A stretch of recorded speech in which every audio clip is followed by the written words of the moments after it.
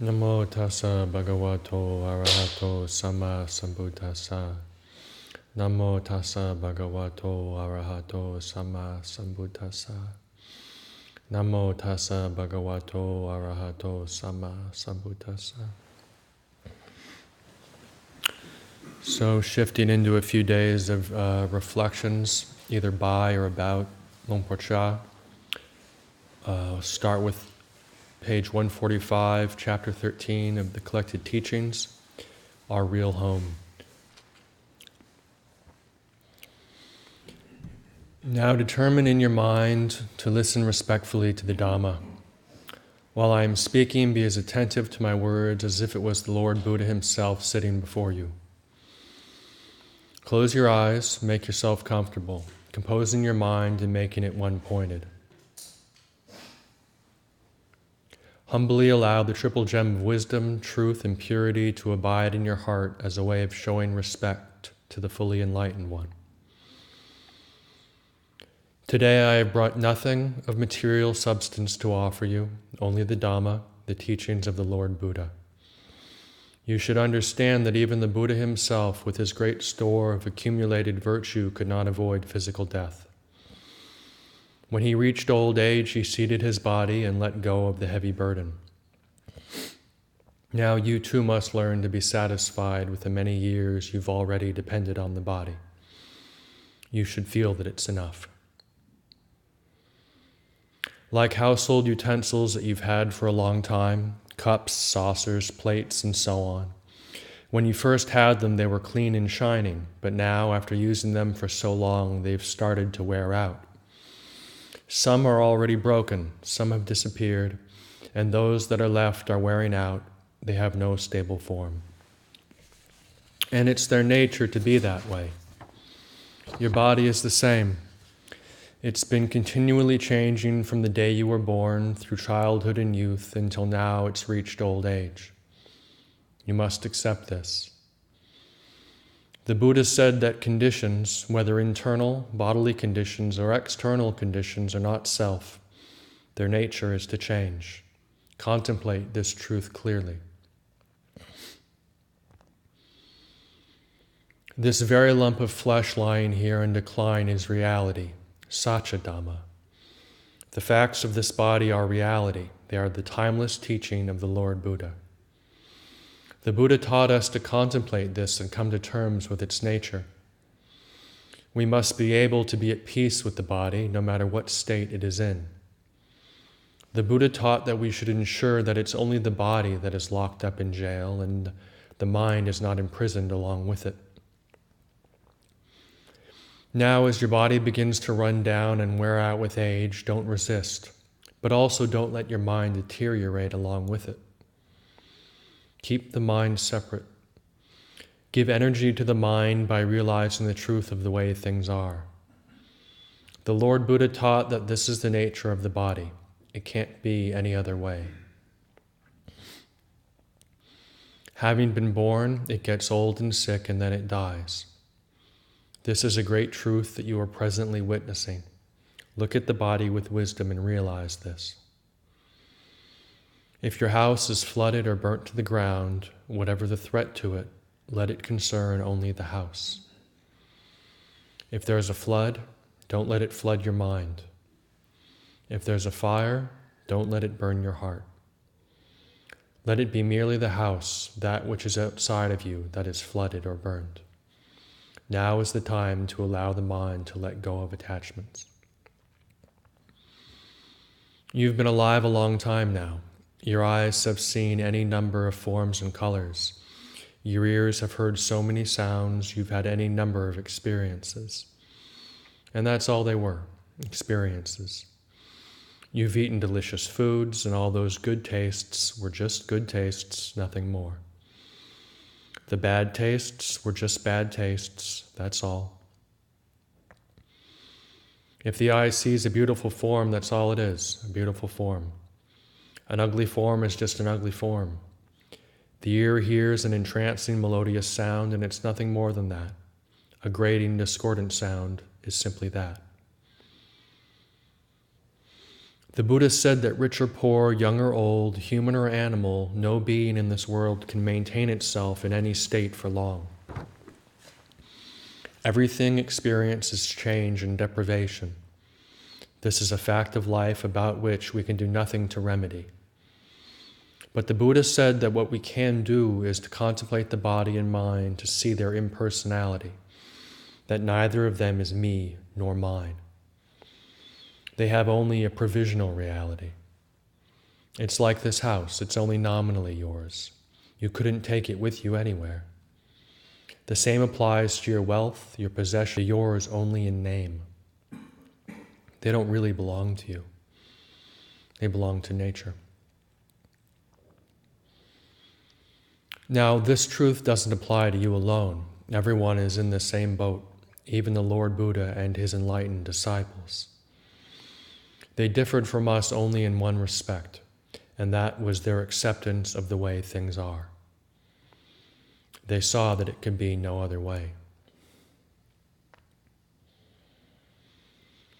So the Buddha taught us to probe and examine the body, from the soles of the feet up to the crown of the head, and then back down to the feet again. Just take a look at the body. What sort of things do you see? Is there anything intrinsically clean here? Can you find any abiding essence? This whole body is steadily degenerating. The Buddha taught us to see that it doesn't belong to us. It's natural for the body to be this way, because all conditioned phenomena are subject to change. How else would you have it? In fact, there is nothing wrong with the way the body is. It's not the body that causes suffering, it's wrong thinking. When you see things in the wrong way, there's bound to be confusion. It's like the water of a river. It naturally flows downhill, it never flows uphill. That's its nature. If a person was to go and stand on the riverbank and want the river to flow back uphill, he would be foolish. Wherever he went, his foolish thinking would allow him no peace of mind. He would suffer because of his wrong view, his thinking against the stream. If he had right view, he would see that the water must inevitably flow downhill. And until he realized and accepted that fact, he would be bewildered and frustrated. The river that must flow down the gradient is like your body.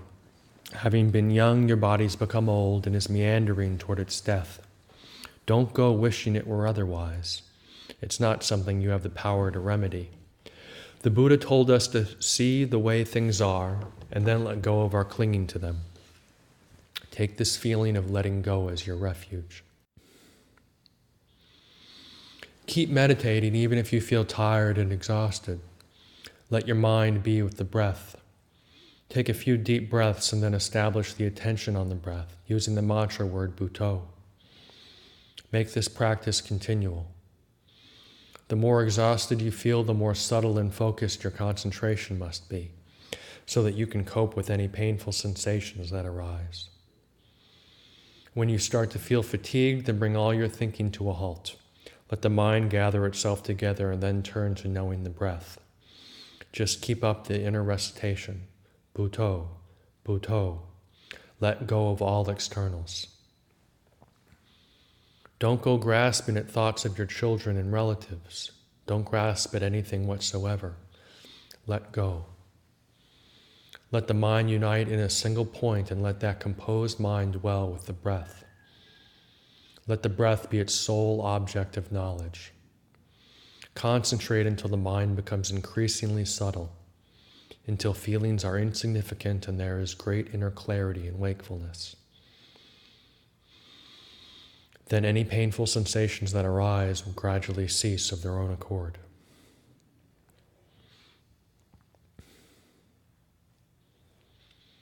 Finally, you look on the breath as if it were some relative to come to visit you. When the relatives leave, you follow them out to see them off. You watch until they've walked up the drive and out of sight, and then you go back indoors. You watch the breath in the same way. If the breath is coarse, we know that it's coarse. If it's subtle, we know that it's subtle. As it becomes increasingly fine, we keep following it at the same time, awakening the mind. Eventually, the breath disappears altogether, and all that remains is that feeling of alertness. This is called meeting the Buddha.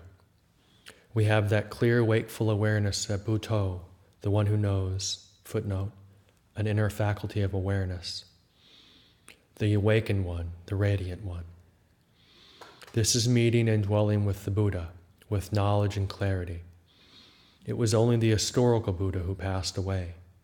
The true Buddha, the Buddha that is clear, radiant knowing, can still be experienced and attained today. And if we do attain it, the heart is won. So let go. Put everything down, everything except the knowing. Don't be fooled if visions or sounds arise in your mind during meditation. Lay them all down.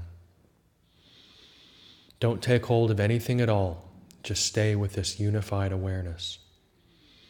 Don't worry about the past or the future.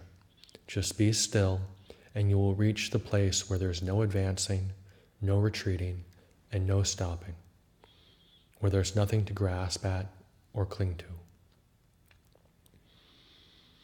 Why? Because there's no self, no me or mine. It's all gone. The Buddha taught to empty yourself of everything in this way, not to carry anything around. He taught us to know, and having known, let go. Realizing the Dhamma, the path to freedom from the round of birth and death, is a task that we all have to do alone. So keep trying to let go and understand the teachings.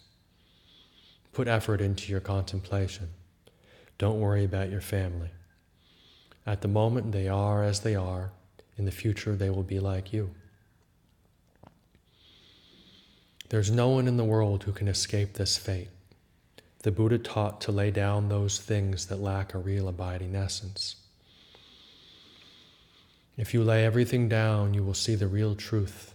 If you don't, you won't. That's the way it is. And it's the same for everyone in the world, so don't grasp at anything. Even if you find yourself thinking, well, that's all right too, as long as you think wisely. Don't think foolishly. If you think of your children, think of them with wisdom, not with foolishness. Whatever the mind turns to, think of it with wisdom. Be aware of its nature. To know something with wisdom is to let it go and have no suffering over it. The mind is bright, joyful, and at peace. It turns away from distractions and is undivided. Right now, what you can look to for help and support is your breath. This is your own work, no one else's. Leave others to do their own work. You have your own duty and responsibility. You don't have to take on those of your family. Don't take on anything else. Let it all go. This letting go will make your mind calm. Your sole responsibility right now is to focus your mind and bring it to peace. Leave everything else to the others. Forms, sounds, odors, tastes, leave them to the others to attend to. Put everything behind you and do your own work. Fulfill your own responsibility. Whatever arises in your mind, be it fear or pain, be it fear of pain, fear of death, anxiety about others, or whatever, say to it, don't disturb me. You're no longer any concern of mine. Just keep this to yourself when you see those Dhammas arise. What does the word Dhamma refer to? Everything is a Dhamma. There is nothing that is not a Dhamma. And what about world? The world is the very mental state that is agitating you at the present moment. Quote, what are they going to do when I'm gone? Who will look after them? How will they manage? This is all just the world. Even the mere arising of a thought fearing death or pain is the world. Throw the world away. The world is the way it is. If you allow it to dominate your mind, it becomes obscured and can't see itself. So whatever appears in the mind, just say, "This isn't my business. It's impermanent, unsatisfactory, and not self." Thinking you'd like to go on living for a long time will make you suffer. But thinking you'd like to die right away or very quickly isn't right either. It's suffering, isn't it? Conditions don't belong to us. They follow their own natural laws. You can't do anything about the way the body is. You can beautify it a little, make it attractive and clean for a while, like the young girls who paint their lips and let their nails grow long. But when old age arrives, everybody's in the same boat. That's the way the body is. You can't make it any other way. What you can improve and beautify is the mind. Anyone can build a house of wood and bricks, but the Buddha taught that that sort of home is not our real home. It's only nominally ours. It's home in the world, and it follows the ways of the world. Our real home is inner peace. An external material home may well be pretty, but it's not very peaceful. There's this worry and then that, this anxiety and then that, so we say it's not our real home. It's external to us. Sooner or later we'll have to give it up. It's not a place we can live in permanently because it doesn't truly belong to us. It belongs to the world. Our body is the same. We take it to be a self, to be me or mine, but in fact it's not really so at all. It's another worldly home. Your body has followed its natural course from birth, and now that it's old and sick, you can't forbid it from being that. That's the way it is. Wanting it to be any different would be as foolish as wanting a duck to be like a chicken. When you see that that's impossible, that a duck must be a duck and a chicken must be a chicken, and that the bodies have to get old and die, you will find courage and energy. However much you want the body to go on lasting, it won't do that. The Buddha said, "Anicca vata sankhara," impermanent, alas, are all conditions. Upadavaya dhamino, subject to rise and fall. Upajitawa nirujanti, having arisen, they cease. Te sang upasamo sugo, their stilling is bliss. The word sankhara refers to this body and mind. Sankhara are impermanent and unstable. Having come into being, they disappear. Having arisen, they pass away. And yet everyone wants them to be permanent. This is foolishness. Look at the breath. Once it's gone in, it goes out. That's its nature. That's how it has to be. The inhalations and exhalations have to alternate. There must be change. Conditions exist through change. You can't prevent it. Just think, could you exhale without inhaling? Would it feel good? Or could you just inhale? We want things to be permanent, but they can't be. It's impossible. Once the breath has come in, it must go out. When it's gone out, it must come back in again. And that's natural, isn't it? Having been born, we get old and then die. And that's totally natural and normal. It's because conditions have done their job. Because the in-breaths and out-breaths have alternated in this way that the human race is still here today. As soon as we are born, we are dead. Our birth and our death are just one thing. It's like a tree. When there's a root, there must be branches. When there are branches, there must be a root. You can't have one without the other. It's a little funny to see how at death people are so grief-stricken and distracted, and at birth how happy and delighted. It's delusion. Nobody has ever looked at this clearly. I think if you really want to cry, it would be better to do so when someone's born. Birth is death, death is birth, the branch is the root is the branch. If you must cry, cry at the root, cry at the birth. Look closely. If there was no birth, there would be no death. Can you understand this? Don't worry about things too much. Just think, this is the way things are. This is your work. your duty. Right now, nobody can help you. There's nothing that your family and possessions can do for you. All that can help you now is clear awareness. So don't waver. Let go. Throw it all away. Even if you don't let go, everything is starting to leave you anyway. Can you see how all the different parts of your body are trying to slip away? Take your hair.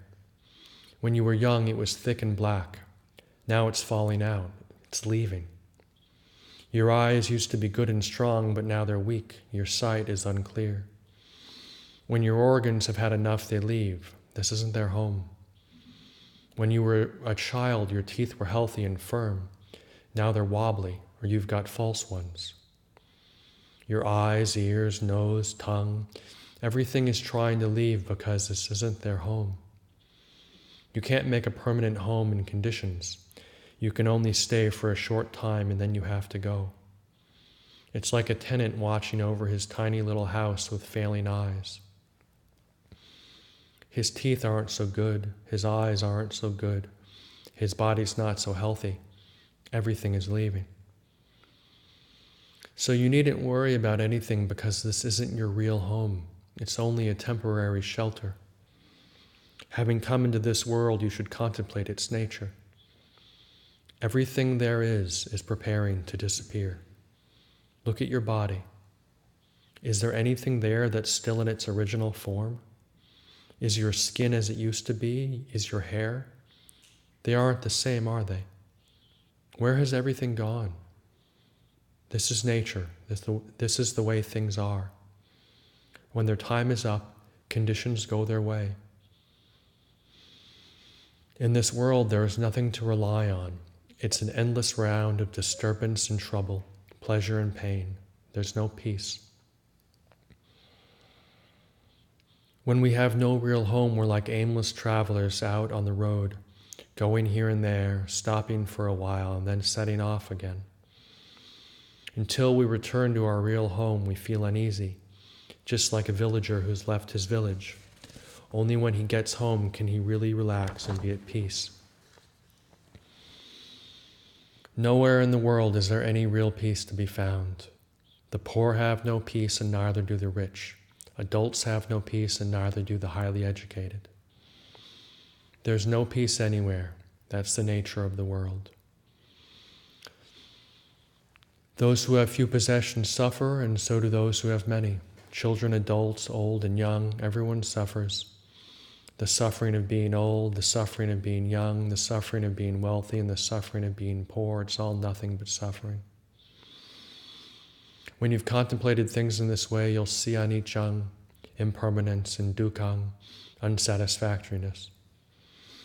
Why are things impermanent and unsatisfactory? Because they are anatta, not self. Both your body that is lying sick and in pain, and the mind that is aware of its sickness and pain are called Dhamma. That which is formless, the thoughts, feelings, and perceptions, is called Nama Dhamma. That which is racked with aches and pains is called Rupa Dhamma. Footnote: the physical world as opposed to Nama Dhamma. The material is Dhamma and the immaterial is Dhamma, so we live with Dhamma, in Dhamma, and we are Dhamma. In truth, there is no self to be found. There are only Dhammas continually arising and passing away, as is their nature. Every single moment we're undergoing birth and death. That's the way things are. When we think of the Lord Buddha, how truly he spoke, we feel how worthy he is of reverence and respect. Whenever we see the truth of something, we see his teachings, even if we've never actually practiced the Dhamma. But even if we have a knowledge of the teachings, have studied and practiced them, as long as we still haven't seen the truth, we are still homeless. So understand this point. All people, all creatures are preparing to leave. When beings have lived an appropriate time, they must go on their way. Rich, poor, young and old must all experience this change. When you realize that's the way the world is, you'll feel that it's a wearisome place. When you see that there's nothing real or substantial you can rely on, you'll feel wearied and disenchanted. Being disenchanted doesn't mean you're averse. The mind is clear. It sees that there's nothing to be done to remedy this state of affairs. It's just the way the world is. Knowing in this way, you can let go of attachment.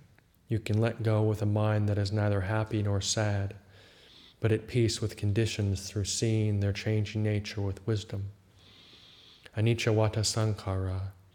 All conditions are impermanent. To put it simply, impermanence is the Buddha. If we truly see an impermanent condition, we'll see that it's permanent. It's permanent in the sense that its subjection to change is unchanging. This is the permanence that living beings possess. There is continual transformation from childhood through to old age, and that very impermanence, that propensity to change, is permanent and fixed. If you look at it like this, your heart will be at ease. It's not just you who has to go through this, everyone has to. When you consider things in this way, you'll see them as wearisome, and disenchantment will arise. Your delight in the world of sense pleasure will disappear.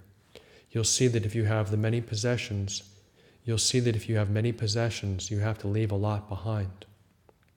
If you have few, you leave a few behind. Wealth is just wealth. Long life is just long life. They're nothing special. What is important is that we should do as the Lord Buddha taught and build our own home, building it by the method that I've been explaining to you. Build your own home. Let go. Let go until the mind reaches the peace that is free from advancing, free from retreating, and free from stopping still.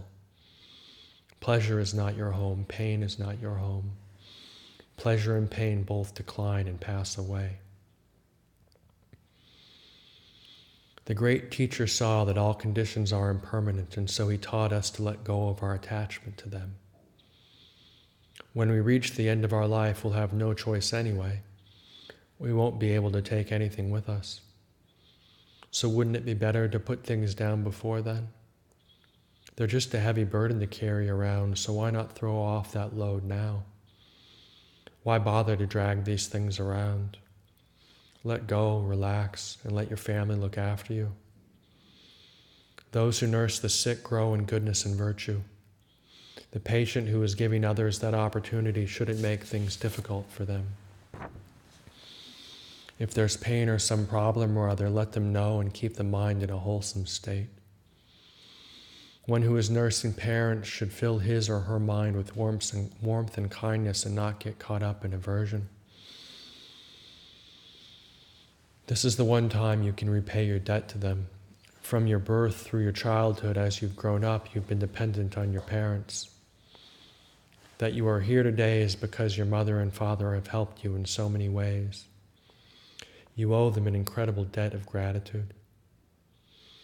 So today, all of you children and relatives gathered together here, observe how your mother has become your child. Before you were her children, now she has become yours. She has become older and older until she has become a child again. Her memory goes, her eyes don't see well, and her ears aren't so good. Sometimes she garbles her words. Don't let it upset you. You who are nursing the sick must know how to let go also. Don't hold on to things. Just let her have her own way. When a young child is disobedient, sometimes the parent let it have its own way just to keep the peace, just to make it happy. Now your mother is just like that child. Her memories and perceptions are confused. Sometimes she muddles up your names or asks you to bring a cup when she wants a plate. It's normal, don't be upset by it. Let the patient bear in mind the kindness of those who nurse and patiently endure the painful feelings. Exert yourself mentally. Don't let the mind become scattered and confused, and don't make things difficult for those looking after you. Let those who are nursing fill their minds with virtue and kindness. Don't be averse to the unattractive side of the job, cleaning up the mucus and phlegm, urine and excrement. Try your best. Everyone in the family give a hand. She is the only mother you have. She gave you life. She has been your teacher, your doctor, and your nurse. She's been everything to you. That she has brought you up, shared her wealth with you, and made you her heir is the great goodness of parents. That is why the Buddha taught the virtues of Gatanyu and Gatawedi, knowing our debt of gratitude and trying to repay it. These two Dhammas are complementary. If our parents are in need, unwell, or in difficulty, then we do our best to help them. That is Gatanyu Gatawedi, the virtue that sustains the world. It prevents families from breaking up and makes them stable and harmonious. Today I have brought you the gift of Dhamma in this time of illness. I have no material things to offer you. There seem to be plenty of those in this house already. And so I give you the Dhamma, something which has lasting worth, something which you'll never be able to exhaust. Having received it, you can pass it on to as many others as you like, and it will never be depleted. That is the nature of truth. I'm happy to have been able to give you this gift of Dhamma and hope it will give you the strength to deal with your pain.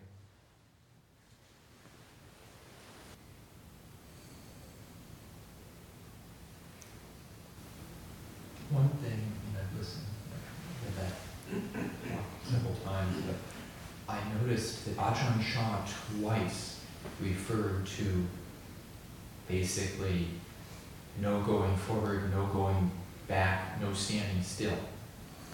And just the fact that it came up twice, and in a very practical context like this, he's not trying to do theoretical Dhamma.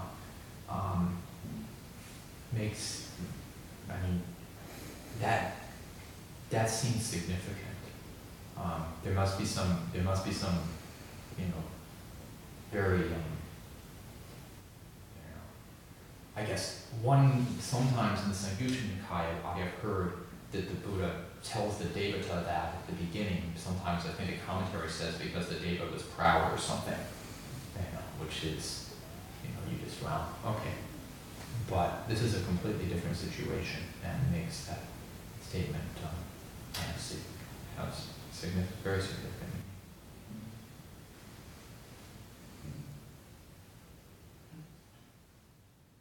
Yeah, I think in a context of imagine hearing that if you were dying, that you don't have to try and figure out what it means, you just see where it takes you. Right. And my one guess would be is Ajahn Chah is giving her a criteria to judge, her experience. If she really found that home, basically, this is the bar. Keep going till you find that. But that's just a guess. I like how he made the point of then when you do this practice, then you'll reach the place where there's no going forward, no moving back, no standing still. And then he says, your refuge is the mind of letting go. Yeah, I quite like that.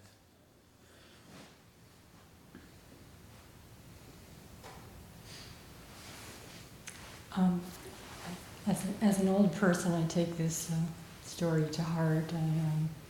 Whenever I get new aches or pains, I remind myself, well, I could die today.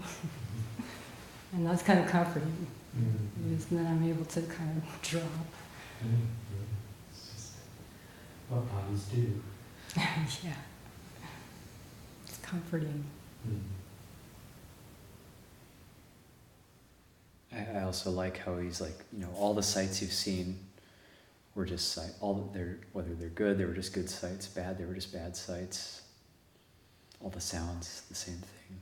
And then, because it's like we're always trying to give come up with some sort of meaningful, or some sort of meaning of it all. But it was just that much. There's no ultimate meaning to it.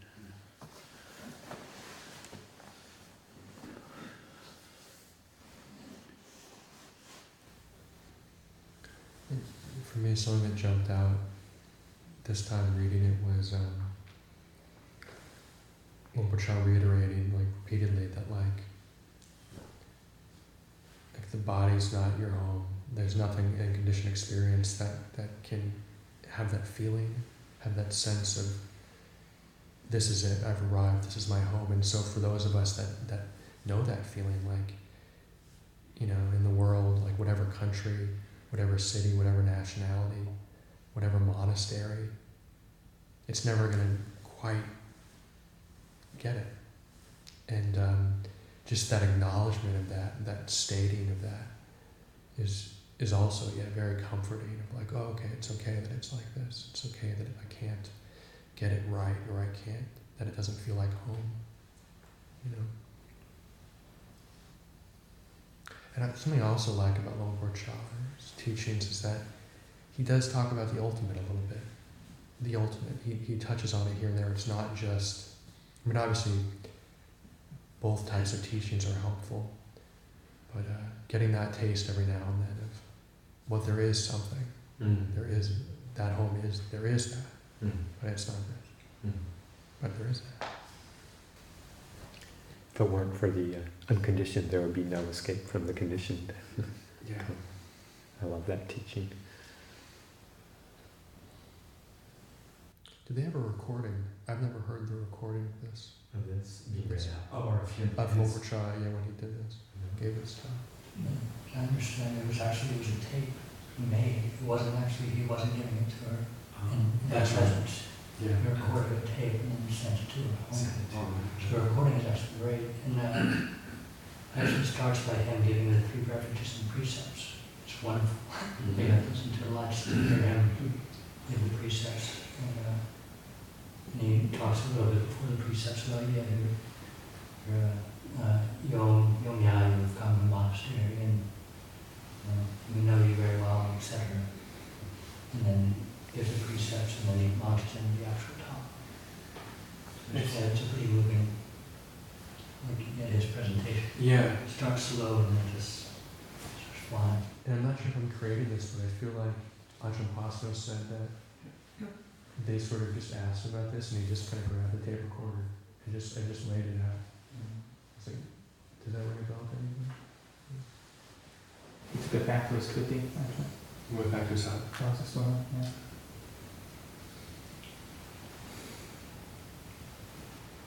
I'm not sure that I understand that. Did you say that Ajahn Chah was not physically at the bedside of this lady, that he made a tape prior to that and sent the tape?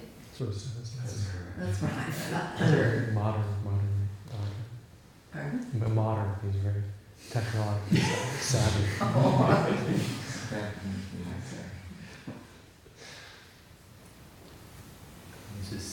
And I guess, obviously, you said, was it Yom Yai?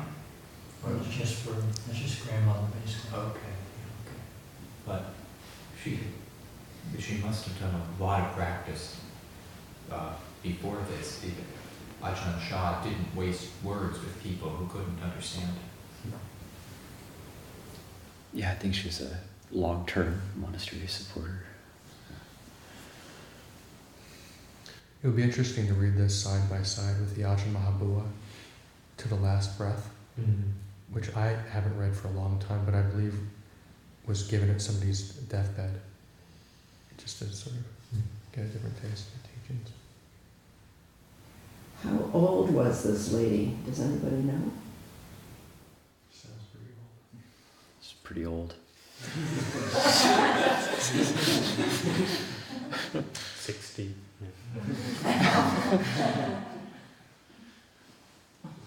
Over 40.